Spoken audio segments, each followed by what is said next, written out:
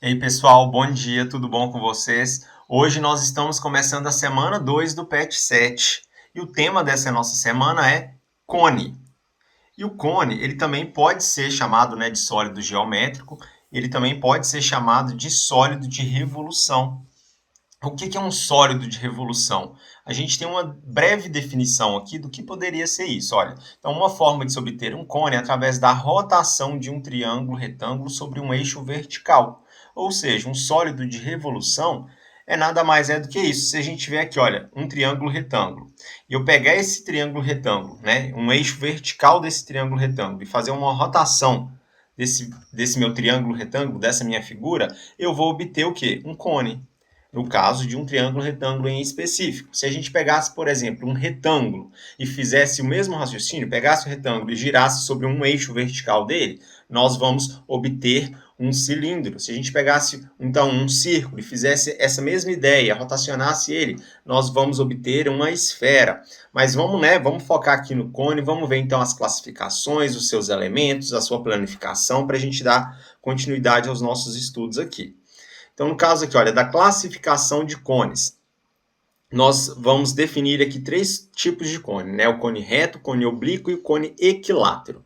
E só fazendo um breve parênteses aqui, essa tabelinha está lá no PET de vocês, no PET 7, na segunda semana lá, tudo também explicadinho, tudo bem detalhado, tá tudo lá. Então, olha, o cone reto. O que é um cone reto? Um cone é classificado como reto quando o eixo e o plano da base são perpendiculares, ou seja, formam um ângulo de 90 graus, que é o ângulo reto, né, no caso. Que é, aqui nós temos um exemplo, então, do cone reto, e aqui, né, formando o ângulo de 90 graus, bem lá no centro dele, ali. Nós também temos exemplos de um cone oblíquo. Um cone é classificado como oblíquo quando o eixo e o plano da base não são perpendiculares, ou seja, quando o eixo aqui, olha, ele não é um ângulo de 90 graus. Ou ainda, nós também podemos caracterizar como cone equilátero, que é um cone classificado como equilátero quando a seção meridiana compõe um triângulo equilátero. Então, quando nós temos aqui, olha, se a gente pegar toda essa medida aqui, olha, no caso aqui, olha, essa e essa outra aqui, ela vai ter três medidas iguais. Então, essa medida aqui é igual a essa medida aqui, que é igual a essa medida aqui. Em outras palavras, eu posso falar que as geratrizes, que é essa medida lateral do cone, ela vai ter que ser igual ao diâmetro para ser um cone equilátero, né? Um cone onde o seu diâmetro e a sua geratriz são medidas iguais, né? Então aqui nós temos ainda as propriedades aqui.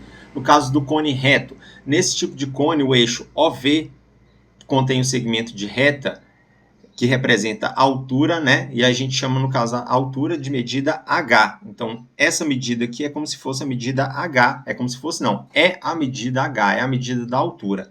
Nesse tipo de cone, o eixo OV não contém o segmento de reta que representa a altura de medida H. Então, eu não posso falar, no caso desse cone oblíquo, que essa medida aqui que eu estou traçando em verde é a medida referente à altura. Por quê? Para traçar a altura, eu sempre tenho que pegar o ponto mais alto da minha figura, fazer uma reta perpendicular em relação à nossa base, para determinar a altura. No caso aí de um cone oblíquo, a nossa altura seria algo como essa linha azul aqui que eu tracei para vocês.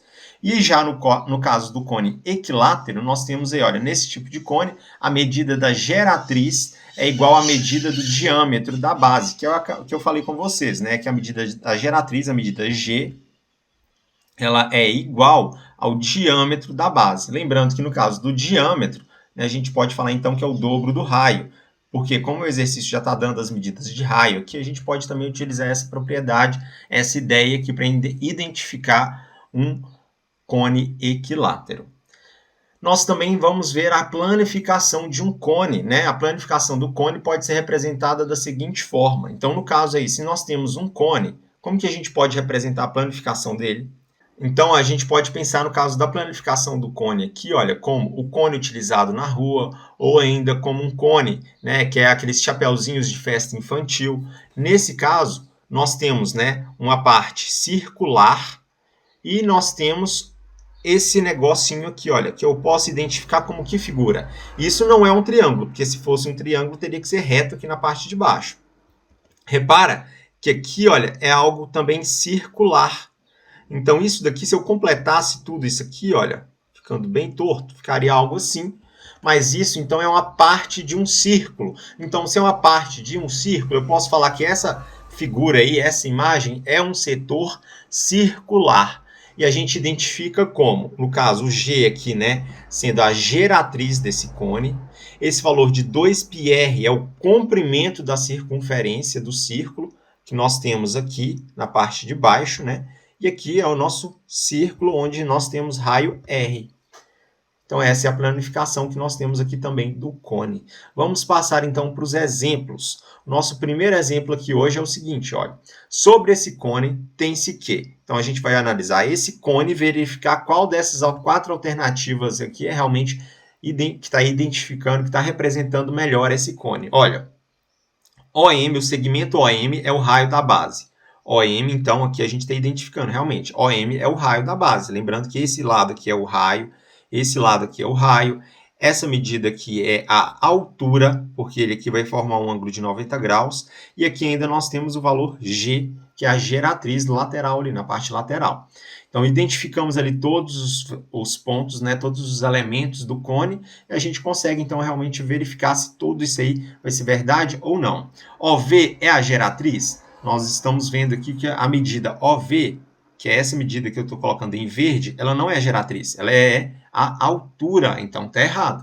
Não preciso nem de ler essa altura aqui, porque nós já sabemos que o valor da altura é o segmento OV. Então, essa letra A já está errada. A letra B, nós temos aqui que OM é o raio da base, realmente OM é o raio da base, está certinho.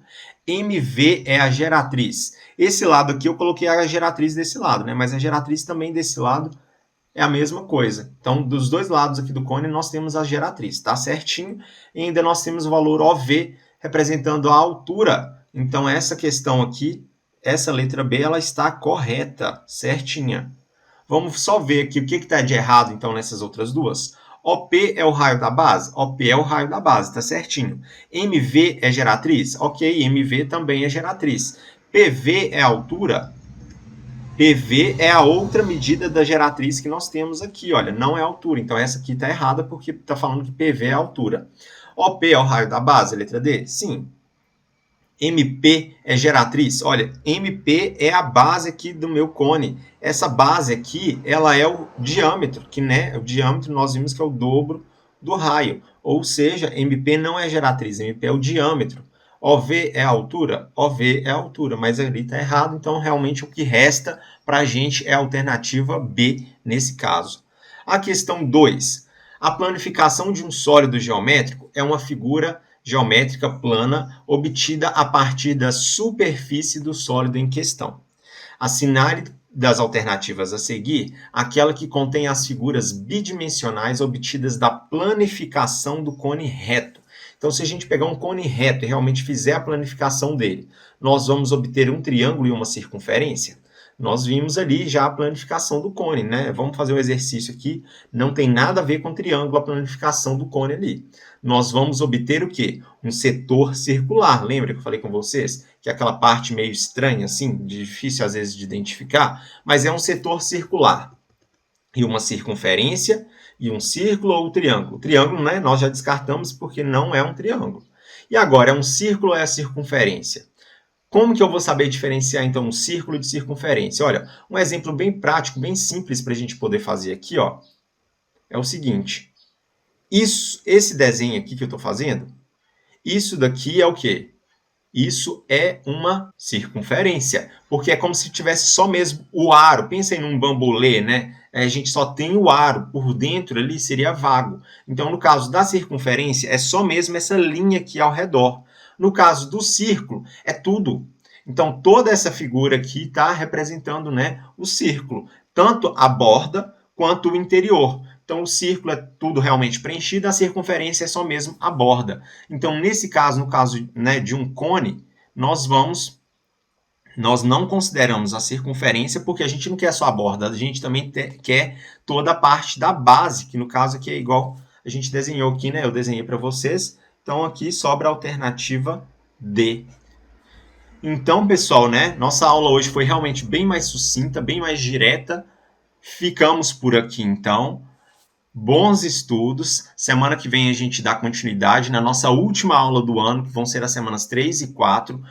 A nossa palavra-chave de hoje é, deixa eu pensar aqui, geratriz. Geratriz é a palavra-chave de hoje. Me manda lá no WhatsApp para vocês garantirem a presença. Bons estudos e até a próxima, pessoal. Tchau!